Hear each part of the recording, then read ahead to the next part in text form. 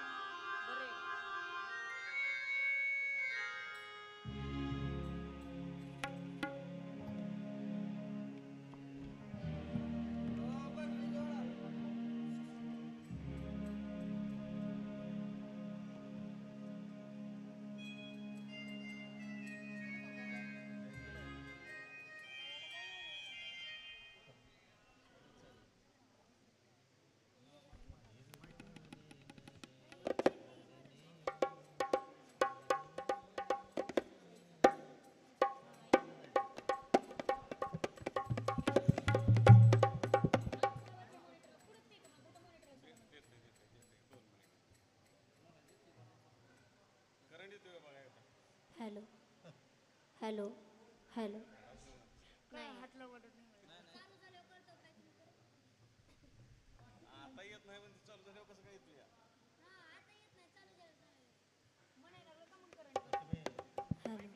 Hello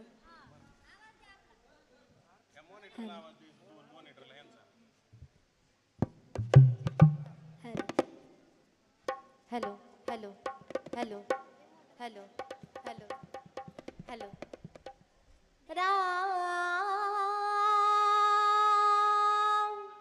Ram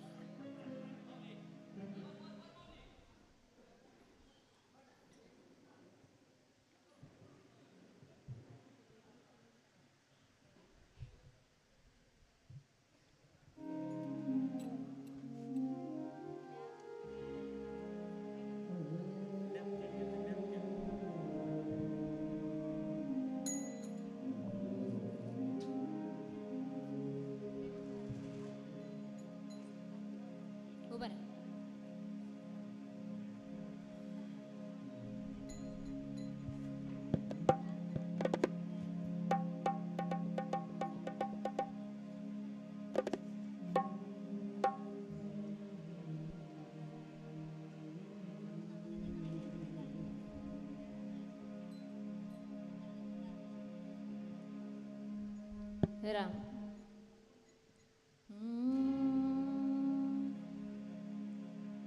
वक्रतुंड महाकाय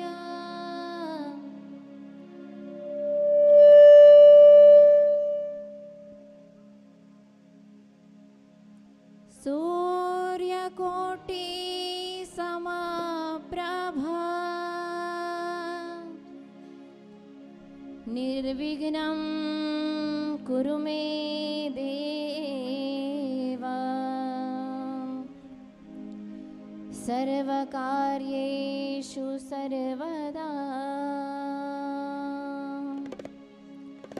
अलंकापुरी पुण्यभूमि पवित्र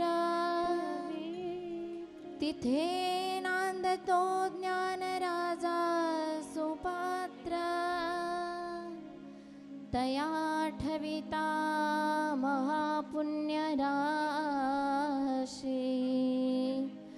नमस्कार माझा श्री सद्गुरु ज्ञानेश्वरासी पुंडलिक वरदे हरे विठ्ठल श्री ज्ञानदेव तुकाराम पंढरीनाथ भगवान की जय माऊली ज्ञानेश्वर महाराज की जय जगद्गुरु तुकाराम महाराज की जय श्री शांती ब्रह्म एकनाथ महाराज की जय अवधूत चिंतन श्री गुरुदेव दत्त मनोजवं मारुततुल्यवेगं जितेन्द्रियं बुद्धिमतां वरिष्ठं वातात्मजं वानरयूतमुख्यं श्रीरामदूतं शरणं प्रपद्ये चलो आओ जी पवन कुमार पधारो हरि कीर्तन में चलो आओ जी पवन कुमार पधारो हरि कीर्तन में चलो आओ जी पवन कुमार पधारो हरि कीर्तन में चलो आओ जी पवन कुमार पधारो हरि कीर्तन में आओ जी पवन कुमार पधारो हरि कीर्तन में चलो आओ जी पवन कुमार पधारो हरि कीर्तन में चलो आओ जी पवन कुमार पधारो हरि कीर्तन में चलो आओ जी पवन कुमार पधारो हरि कीर्तन में राम जी को लाना लखन जी को लाना राम जी को लाना लखन जी को लाना राम जी को लाना लखन जी को लाना राम जी को लाना लखन जी को लाना आओ जय हो पधारो हरि कीर्तन में चलो आओ जी पवन कुमार पधारो हरि कीर्तन में चलो आओ जी पवन कुमार पधारो हरि कीर्तन में चलो आओ जी पवन कुमार पधारो हरि कीर्तन में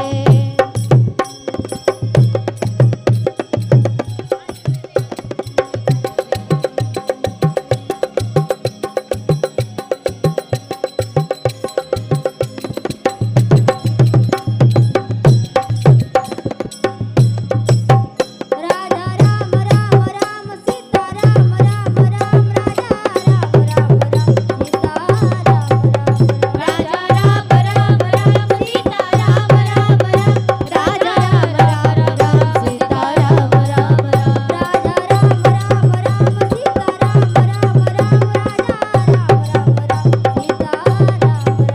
राजा राम राम राम सीता राम राम राजा राम राम राम सीता राम राम राम चलो आओ जय हो पधारो हरि कीर्तन में चलो आओ पधारो हरि कीर्तन में चलो आओ जी पवन कुमार पधारो हरि कीर्तन में चलो आओ जी पवन कुमार पधारो हरि कीर्तन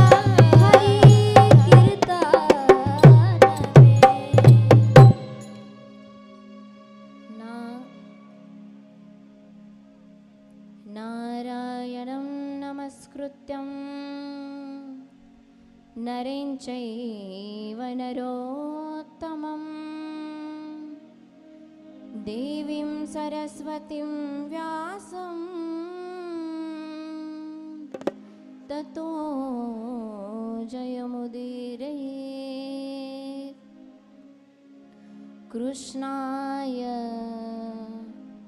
वासुदेवाय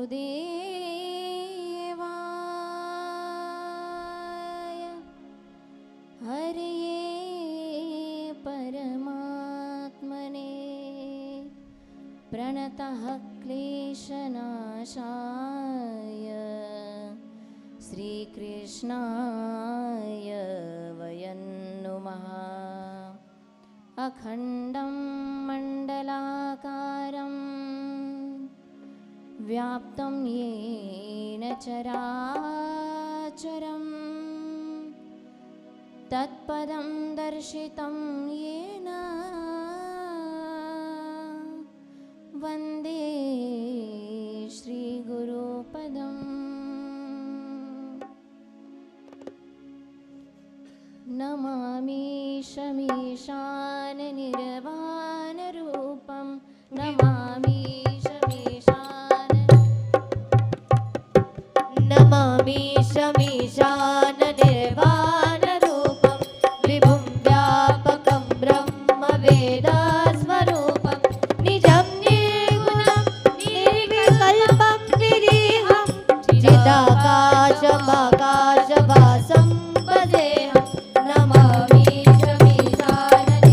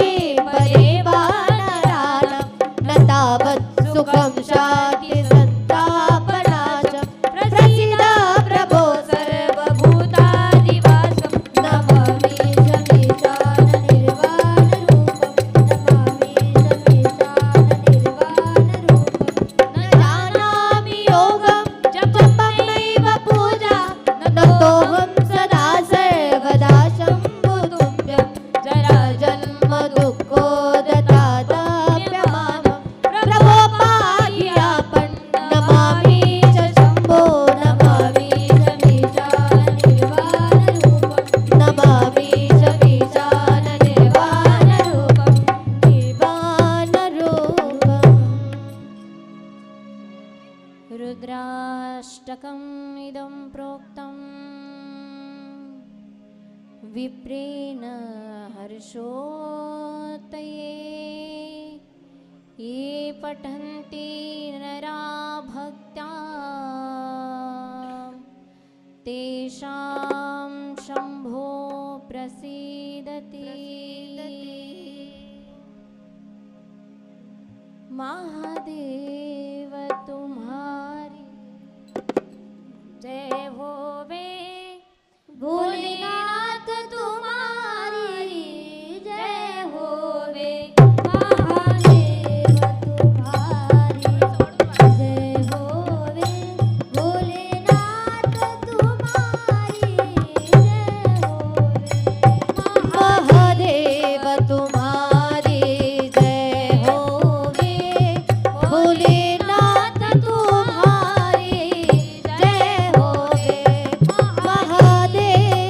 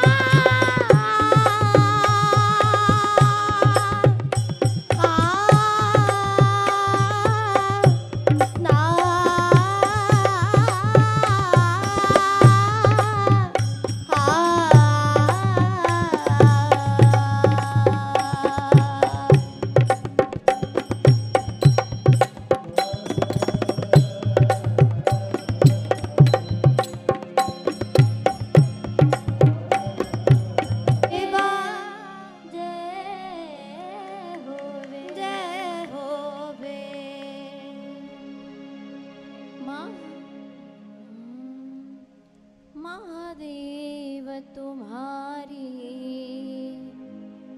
जय होवे, भोलेनाथ तुम्हारी जय होवे. परम मंगलमय जीवाचं परम कल्याण करणारे, साधकाला भक्ती सुखामध्ये न्हाऊ घालणारे परम पवित्र शिव महापुराण कथा अखिल कोट ब्रह्मांड नायक सदाशिव भोलेनाथ, दीनानाथ, आदिनाथ, उमानाथ यांच्या कृपा आशीर्वादानं आज प्रथमच म्हाळुंग श्रीपूर या नगरीमध्ये भव्य दिव्याच्या स्वरूपामध्ये श्रावण महिन्याच्या पर्वकाळावर शिव महापुराण कथेचं आयोजन या ठिकाणी करण्यात आलेलं आहे. श्रद्धेय सुधाकर पंतजी परिचारक यांच्या 6व्या पुण्यस्मरणाच्या निमित्तानं आणि सगळ्या महिन्यामध्ये परमपवित्र असणारा हा महिना श्रावण महिना भगवान भोलेनाथाच्या, दीनानाथाच्या, उमानाथाच्या पदस्पर्शानं पुनीत पावन झालेला हा महिना, या महिन्यामध्ये शिव महापुराण कथेचं म्हाळुंग श्रीपूर नगरीमध्ये प्रथमच आयोजन करण्यात आलेलं आहे. या कथेचं ज्यांनी आयोजन केलं ते आमचे अनिल दादा जाधव आणि त्यांचा सर्व मित्र परिवार, त्याचबरोबर अगदी मोठ्या अट्टहासानं या कथेच्या नियोजनाची धडपड करणारे आमचे हरिभक्तपरायण ज्ञानेश्वर तात्या मुंडफणे, आम्ही प्रेमाने त्यांना तात्या असं म्हणतो, आमचे महादेव काका चव्हाण, त्याचबरोबर समस्त एकमुखी दत्त मंदिराचा सर्व परिवार आहे. या ठिकाणी रामचंद्र आबा सावंत पाटील, त्याचबरोबर आमचे सुमंत काका या ठिकाणी उपस्थित आहेत. सर्व उपस्थित मंडळींच्या मातृवर्ग, पितृवर्ग, श्रोते तुल्य वर्ग सर्वांच्या चरणार विंदावर नतमस्तक होते. आजच्या कथेसाठी ज्यांचं सुंदर असं सिंतवादन आहे. पुण्य केले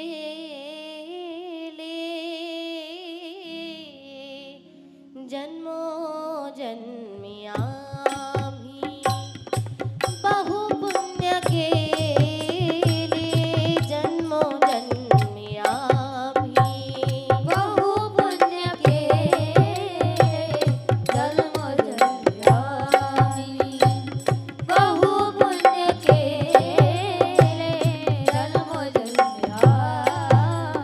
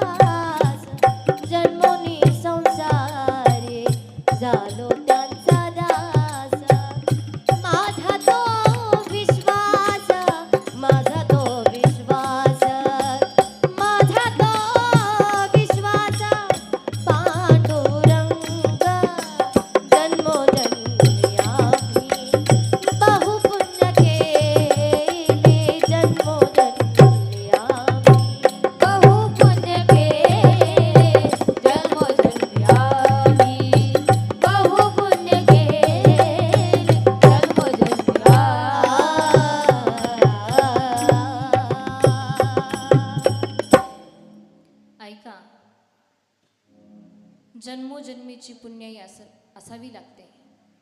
पुण्याई असल्याशिवाय माणसाच्या जीवनामध्ये परमार्थ घडत नाही. आज या ठिकाणी शिवमहापुराण कथेचं आयोजन करावं असं फक्त ज्यांनी कथेचं आयोजन केलं, कथेचे आयोजक आमचे अनिल दादा, त्यांनाच कथा ऐकावी अशी वाटली का?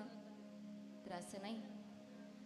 त्यांचा सहकारी परिवार जो आहे, त्यांचा मित्र परिवार आहे, त्यांनाच कथा ऐकावी वाटली का? असं नाही. ऐका, मी तर म्हणेल साक्षात म्हाळुंगच्या येमाई देवीला आणि साक्षात शंभू महादेवालाच कथा ऐकण्याची इच्छा प्रकर्तेनं झाली आणि म्हणूनच या म्हाळुंग श्रीपूर नगरीमध्ये आजचं या शिवमहापुराण कथेचं आयोजन आहे. माझ्या ताईदादांनो, भगवान शिवशंकराची भक्ती शिकवणारं हे शिवमहापुराण ऐका. शास्त्रामध्ये असं वर्णन केलेलं आहे, तथा न गंगा न गया न काशी न नेमि शन्यो मथुरा न पुष्करम पुनाति सदपि बादरी वनं यो यथा हि देवमखयेस विप्राः. या सुभाषिताचा अर्थ असा, तुम्ही कधी काशीला गेले का? गेले का पुरुष मंडळी? काशीला कोण कोण गेले? कोणीच नाही, एक जण फक्त, दोघं. इकडं महिला मंडळ. काशीला कोण कोण गेले? हा, महिला मंडळ बरेच गेलेले. बरं, प्रयागराजला कोण कोण गेले? बरेच गेले. काय आहे प्रयागराजला? प्रयागराजला कुंभमेळा भरतो. प्रयागराजला त्रिवेणी संगम आहे नद्यांचा. कोणत्या नद्यांचा? कोणत्या? गंगा, यमुना आणि सरस्वती या 3 नद्यांचा त्रिवेणी संगम आहे. म्हणून त्या ठिकाणी कुंभमेळा भरतो. त्या तीर्थक्षेत्राला अनन्यसाधारण असं महत्त्व आहे. पुष्कर तीर्थक्षेत्र आपल्यापैकी किती जणांनी पाहिलं? किती जण गेले? 1 जण.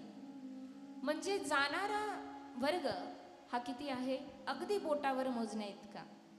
पण ऐका, आपण ही तीर्थक्षेत्र पाहिली जरी नसली, आपण या तीर्थामध्ये स्नान केलेलं जरी नसलं, तरी आज या कथेच्या सभामंडपामध्ये ही सगळी तीर्थ या ठिकाणी अवतरित झालेली आहेत. लक्षपूर्वक ऐका. माऊली म्हणतात, कथा त्रिवेणी संगम.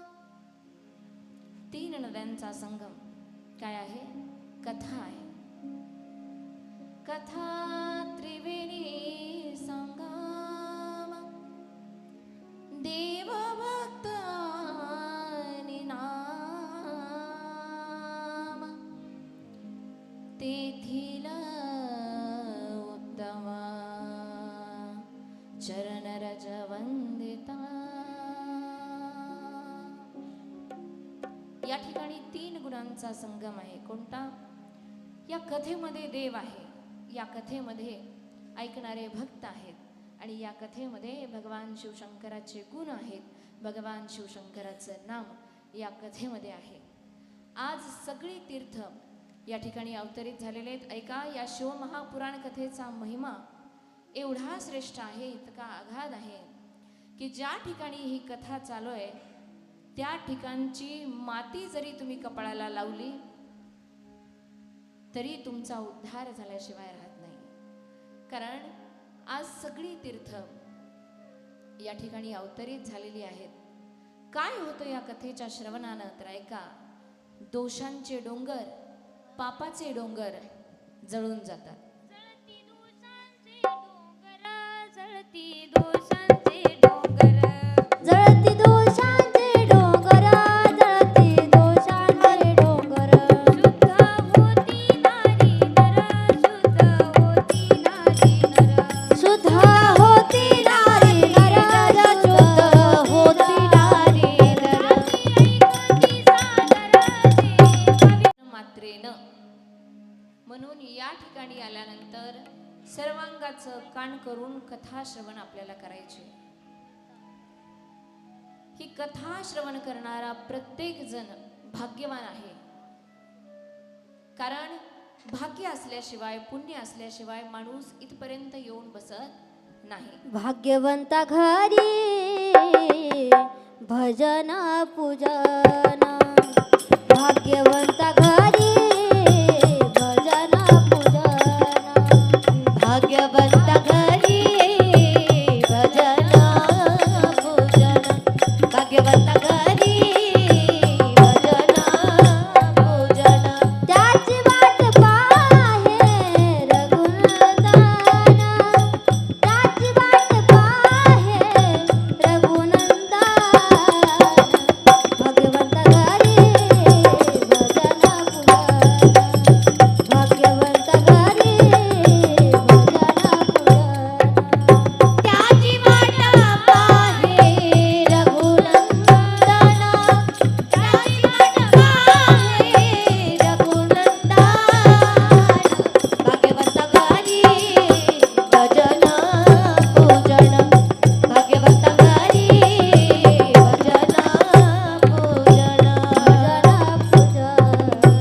भजन पूजन, भाग्यवंताच्या पुण्यवंताच्या घरामध्ये भजन आणि कीर्तन घडतं. पण भाग्यवान नेमकं म्हणायचं कुणाला? कुणाला म्हणायचं भाग्यवान? पुरुष मंडळी कुणाला म्हणतात भाग्यवान? कुणाला म्हणतात? हा, महिला मंडळ कुणाला म्हणायचं भाग्यवान? ज्याच्याकडे भरपूर संपत्ती आहे, ज्याच्याकडे मोठा बंगला आहे, ज्याच्याकडे मोठी गाडी आहे, भारीतली गाडी आहे.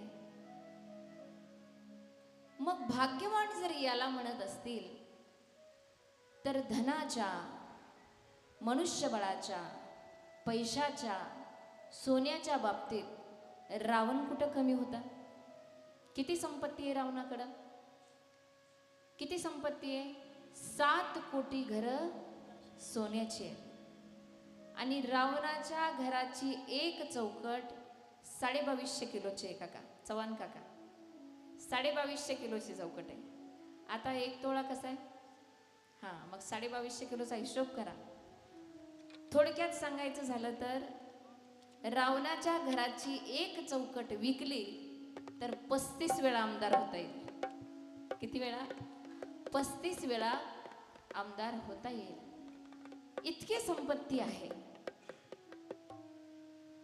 या रावणानं नवग्रहाच्या पायऱ्या कराव्यात, कुबेराच्या कॉलरला धरावं, त्याला खाली खेचून आणावं, 33 कोटी देवांना बंदिशाळेमध्ये टाकावं, इतकी ताकद, इतकं सामर्थ्य रावणामध्ये आहे. किती बलवान आहे हा रावण! कैलास पर्वत तळ हातावरती घेऊन नाचतो, इतकं त्याचं बल आहे. गाढव ओळी गजानन, सटवी करी बाळंतपण. गाढव वळण्यासाठी कोण आहे? गणपती बाप्पा आहे. आणि बाळंतपण करण्यासाठी कोण आहे? सटवी आहे, जी आपल्या कपाळावर नशीब लिहिते ती. ऐका, इतका वैभवशाली हा रावण आहे. बरं, याच्या पत्न्या पाहायला गेल्या तर 88,000. किती?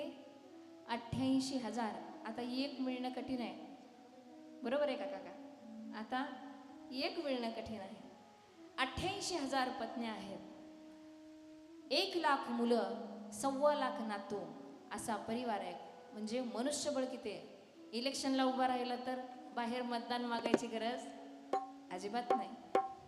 एवढा संपन्न याचा परिवार आहे, तरी पण तो भाग्यवान नाही. का? कारण त्याच्या जीवनामध्ये सत्संग नाही. माणसाच्या जीवनामध्ये सत्संग असल्याशिवाय त्याच्या जीवनाला, त्याच्या सद्गती प्राप्त होत नाही. मग भाग्यवान कुणाला म्हणायचं? ज्याच्यासोबत देव आहे त्याला भाग्यवान म्हणायचं का? तो जर भाग्यवान असेल तर दुर्योधनाचा आते भाऊ कोण आहे? भगवान श्रीकृष्ण सोबतच आहे.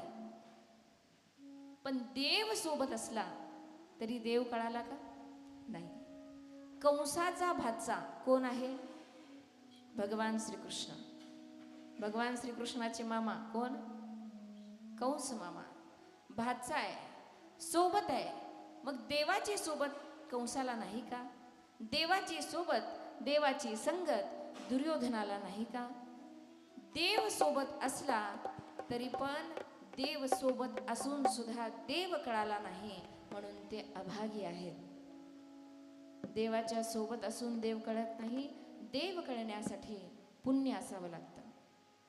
देवाच्या जवळ टिकण्यासाठी माणसामध्ये सेवाभाव असावा लागतो. तोच माणूस परमेश्वराच्या जवळ टिकतो. आणि मी तुम्हाला पुन्हा सांगितलं की भाग्यवान माणूस असल्याशिवाय परमार्थ घडत नाही. कसं ते ऐका. एका गावामध्ये दोघं भाऊ आहेत. किती जण? इकडे लक्ष द्या. किती जण? पाठीमाग किती? हां, 2. एका गावामध्ये दोघं भाऊ आहेत. एक सुंदर गायन करतो, एक सुंदर पखवाज वाजवतो. अख्ख्या महाराष्ट्रामध्ये दोघांची ख्याती आहे. पण या दोघांचं नशीब, या दोघांना वाईट वाटायचं. अख्ख्या महाराष्ट्रामध्ये आमची ख्याती आहे, परंतु आमच्या घरात आमची असणारी आई, आईच्या मुखाला मात्र भगवंताचं नाव येत नाही. आई देवाचं नाव घेत नाही. वाईट वाटायचं या 2 पोरांना. काय करावं? दोघांनी ठरवलं. काय करू म्हटले? श्रावण महिना आहे, वारकरी जेवायला घालू. काय करू? वारकरी जेवायला घालू. श्रावणाचा सोमवार आहे, घालू वारकरी जेवायला. सगळे वारकरी जेवायला बोलवले आणि सांगितलं की आमची आई बेडवर बसलेली आहे, तुम्ही घरात आलात ना, तिला जय हरी म्हणा. काय म्हणा? महिला मंडळ काय? जय हरी. आता जय हरी तर कुणीही म्हणतं.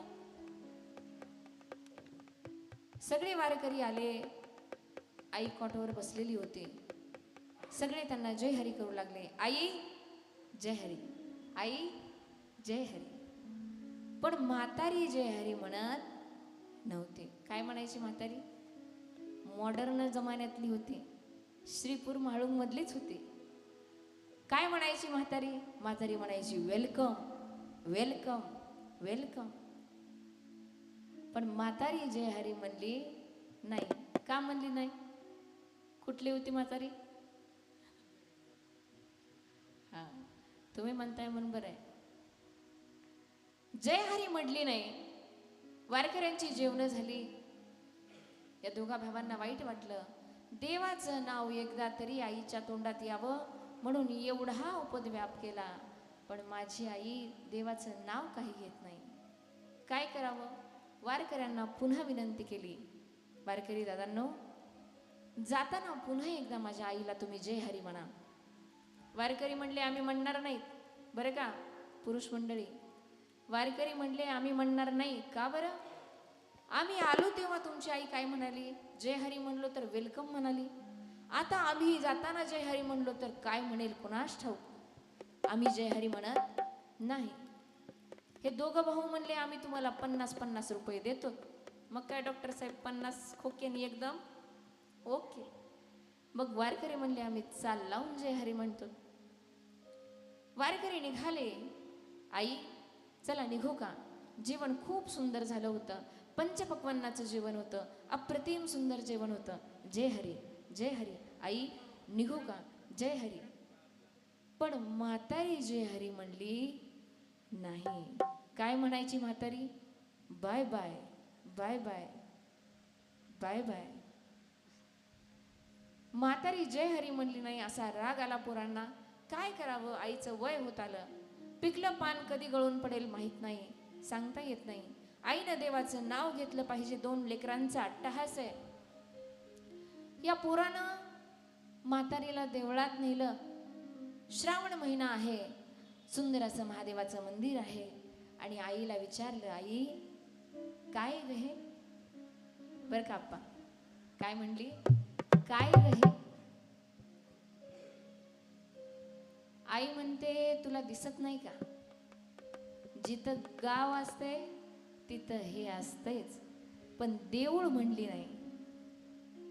महादेवाची सुंदर अशी पिंड आहे, प्रतिमा आहे. त्याच्या समोर उभा केलं. आई काय आहे ग हे?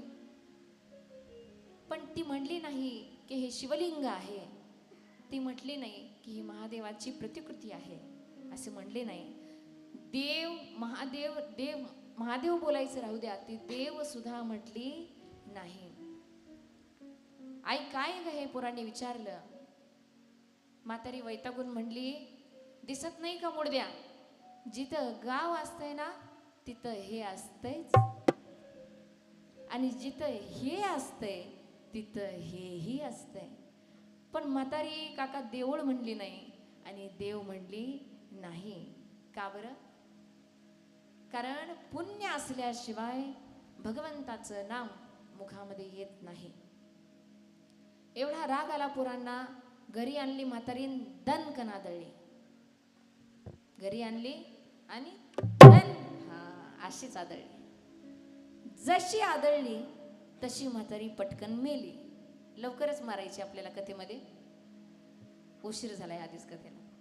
आदळली तशी म्हातारी मेली. या म्हातारीच्या निदान आयुष्यभर या म्हातारीनं भगवंताचं नाव आपल्या मुखानं घेतलं नाही. निदान या आपल्या आईच्या अस्थी तरी आपण गंगेमध्ये प्रवाहित कराव्यात असं या दोन लेकरांना वाटलं. म्हणून यांनी काय केलं? आपल्या आईच्या अस्थी त्याची बारीक बुकटी केली आणि एका डबीमध्ये भरली. पंढरपूरला आले. चंद्रभागेमध्ये आपल्या आईच्या अस्थींचं विसर्जन आपण करावं. प्रकर्षाने इच्छा या दोन मुलांची. मुक्काम केला पंढरपूरमध्ये. चंद्रभागेला निघाले आणि पाहतात पिशवीमध्ये तो काय? पिशवीत डबीच नाही. मग ब्राह्मण काका म्हणले, मी घरी जातो आणि माझ्या बायकोला विचारतो. का बरं? हाय जरा माझ्या बायकोला वारकऱ्यांच्या पिशव्या चापचायचा नाद.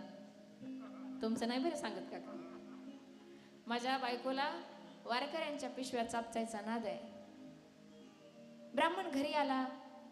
बायकोला विचारलं, पिशवीतली डबी तू काढली का? बायको म्हणते, डबी डबी काय डबी डबी करताय? काय होतं त्या डबीत? मला वाटलं त्या डबीमध्ये काहीतरी सोन्याचा दागिना असेल. त्या डबीत निघाली पावडर. मला वाटलं दात घासायचीच पावडर आहे. मी त्यानंच दात घासले. म्हणजे म्हातारी या ब्राह्मण काकाच्या बायकोच्या तोंडात गेली, पण म्हातारी चंद्रभागेत गेली नाही. सांगायचं तात्पर्य काय? माणसाची पुण्याई असल्याशिवाय माणसाच्या जीवनामध्ये सत्संग घडत नाही.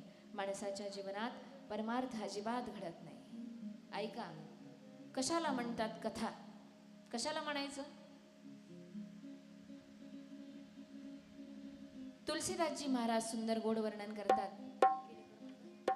जो जीवन को मिटा देती है उसे व्यथा कहते हैं. जो जीवन को मिटा देती है उसे व्यथा कहती है, और जो व्यथा को ही मिटा देती है उसे कथा कहते हैं. त्याला कथा म्हणायचं. आणि आज अनिल दादांच्या माध्यमातून बघा, नाव काय? अनिल. अनिल कोणीतरी चांगलीच व्यक्ती अनिल. म्हणून आज खरं तर माझ्या सासरमध्ये म्हणायला हरकत नाही. मुली म्हटल्या, ताई तुमचं गाव कोणतं? मी म्हटलं माझं गाव म्हाळुंग आहे. माहेर आहे का सासर आहे? म्हटलं सासर आहे. मग आज ताईंच्या सासरमध्ये आम्ही कथा करतोय. खरं तर सासरमध्ये कथा करण्याचं दादा मोठं दडपण आहे बरं, पण तुमच्यामुळं मोठा दिलासा आहे. आज या ठिकाणी दादांच्यामुळं आपण सर्वांच्या दर्शनाचा योग या ठिकाणी आलेला आहे. या ठिकाणी आपण शिवमहापुराण कथेचं श्रवण करतोय. सगळ्यांनी एकदा अगदी अंतःकरणापासून मनापासून, पवित्र असा श्रावण महिना आहे, सर्वांनी भगवान भोलेनाथाचं, दीनानाथाचं, उमानाथाचं सुंदर असं भजन करूया. शिवनाम जपले सहारा मिलेगा.